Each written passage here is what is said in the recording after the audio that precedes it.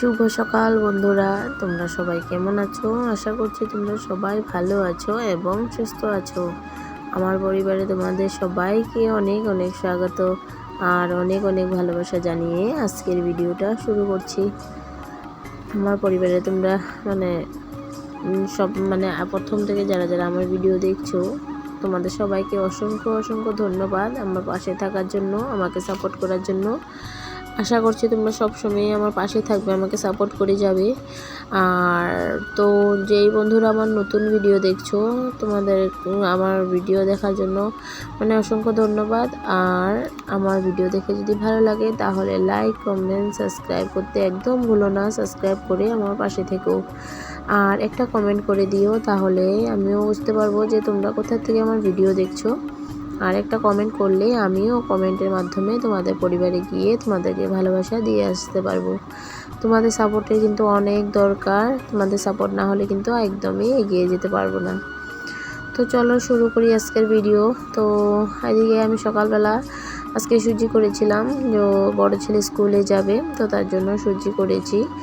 আর রুটি করিনি, কারণ রুটি খাওয়ার জন্য কোনো সবজি নেই আর কি, তো তার জন্য রুটি করলাম না, সুজি করেছি। সুজি টুজি আমিও খেলাম, তক্সে পাপাকেও দিয়েছি। আজকে দুধ, আমরা তিনজনেই কিন্তু দুধ দিয়ে সুজি খেয়ে নিয়েছি। আজকে চা করলাম না আর কি, বড় ছেলেও খেয়েছে, আমরা দুজনেও সুজি দিয়ে দুধ দিয়ে খেয়ে নিয়েছি। খাওয়া দাওয়ার পর তক্সে পাপা তক্সকে রেডি করে দিয়েছিল, একটু আমি রেডি করেছি, একটু ওর পাপা রেডি করেছে। তো রেডি করার পর ওর পাপা ওকে নিয়ে স্কুলে চলে গেল।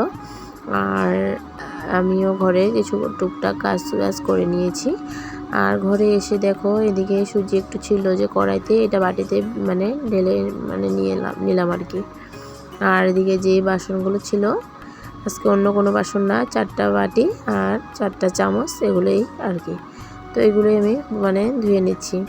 তারপর ধুয়ে টুয়ে আবার আমার যেতে হবে স্নান করব, কাপড় টাপড় ধোয়া আছে।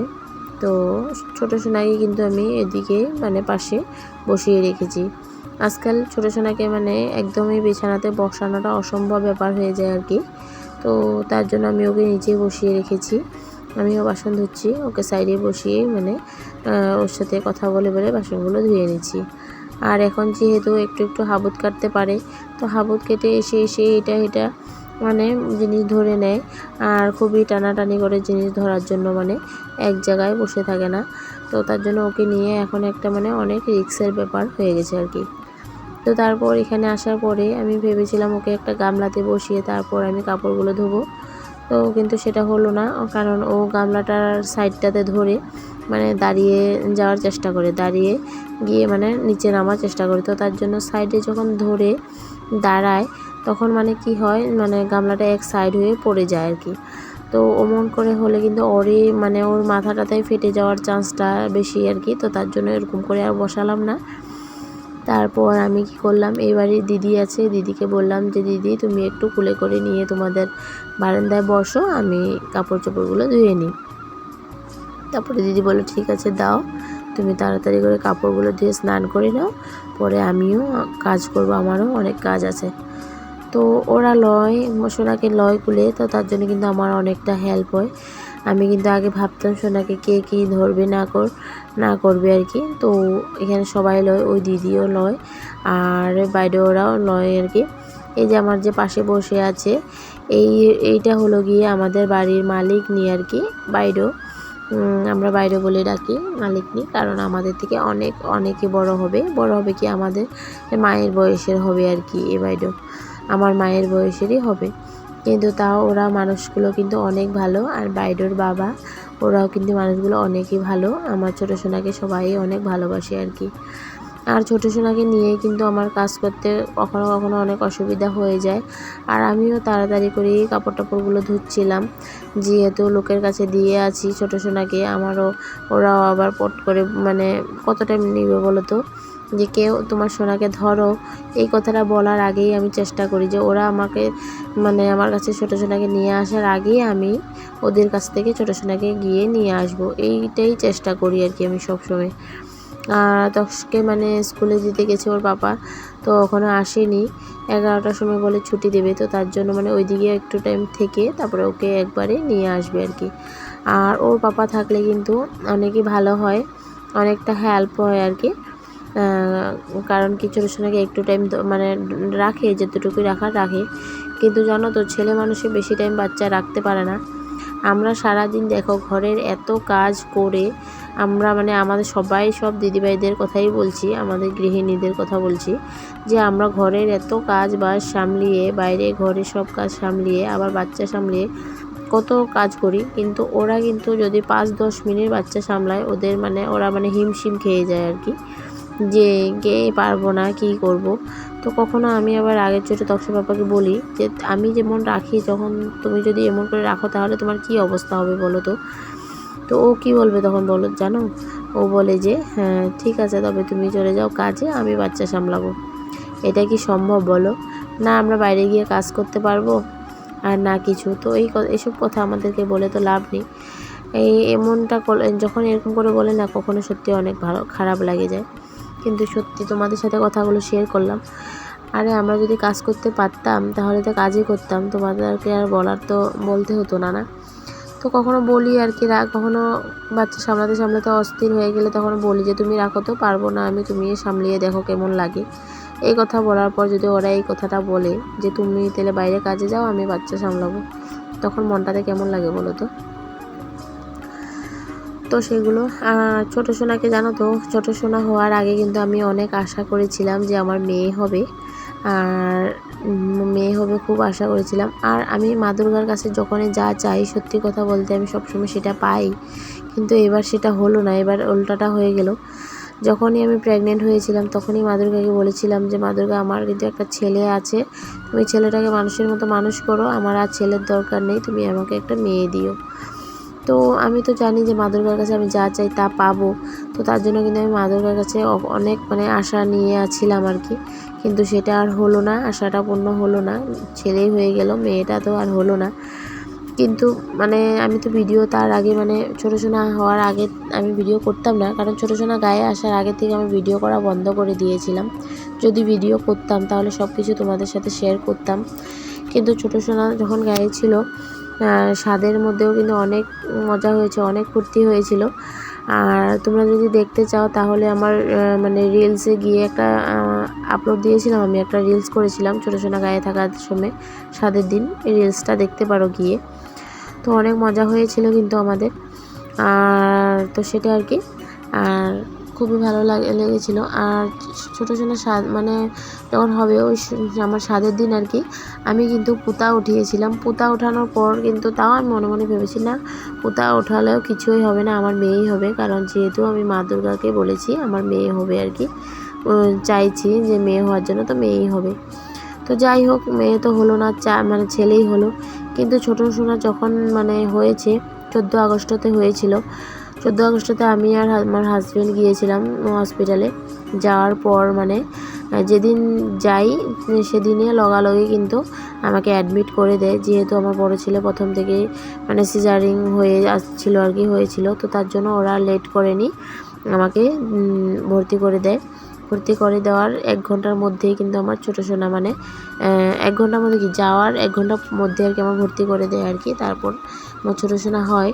ছোটো সোনা হওয়ার পর যখন ওরা মানে একটু আমার চোখের কাপড়টা সরিয়ে ওর ফেসটা দেখাচ্ছিল, দেখিয়ে বলেছিল যে বাইরেও দেখো তো, আমাদের এখানে আসামের মধ্যে তো অ্যাসামিসে কথা চলে, যে বাইরেও দেখো তো যে তুমি তোমার যে ছেলে হয়েছে নাকি কি মেয়ে। তো আমি তো জানি মেয়ে হবে, তো চোখটা খুলেই দেখলাম যে না, তো এটা তো মেয়ে হলো না, ছেলে।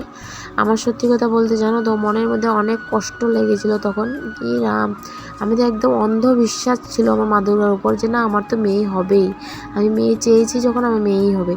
তারপর আমি নিজেকে নিজে বিশ্বাস করতে পারছিলাম না, আমি বলছিলাম মানে আমার তো মেয়ের দরকার, আমি ওদেরকে বলেছি সাথে সাথে যে ডক্টরকে বলেছি যে আমার তো মেয়ের দরকার ছিল, আমার তো ছেলে প্রথম থেকে আছেই। তো ওরা বললো কি করবে বলো, ভগবান যা দিয়েছে তা নিয়ে খুশি থাকো, খুশি থাকো। আর ভগবানকে বললো যে এই ছেলেকে কীভাবে বড় করব, কীভাবে ওর যত্ন করব, সেটাই মনে মনে এখন তুমি ভাবতে থাকো, যা হওয়ার হয়ে গেছে।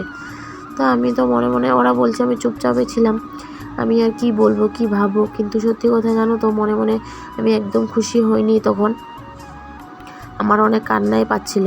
তারপর যখন রুমের থেকে বার করে আনলো, তারপর আমার দেওর আমাকে বলেছে যে বৌদি আমি তোমাকে আগেই বলেছিলাম যে তোমার ছেলে হবে, কিন্তু আমি তখন ওকে বলেছি যে না ভাই, আমার ছেলে তো হয়েছে, কিন্তু মেয়ে হলে আমি আরও বেশি খুশি হতাম। তারপর আমার ভাই মানে দেওর আমাকে বলে যে না বৌদি এমনটা বলতে নেই, যা হয়েছে ভালো হয়েছে। তারপর দেখো এখন ছোটো সোনার মুখের দিকে তাকালে লাগে না যে আমার মানে মেয়ের কোনো দরকার নেই, আমাকে যা দিয়েছে ভগবান আমি সেটাতেই অনেক খুশি, অনেক সন্তুষ্ট। আমি আমার এই ছেলেকে নিয়ে বাঁচতে চাই, ভালো থাকতে চাই আর কি।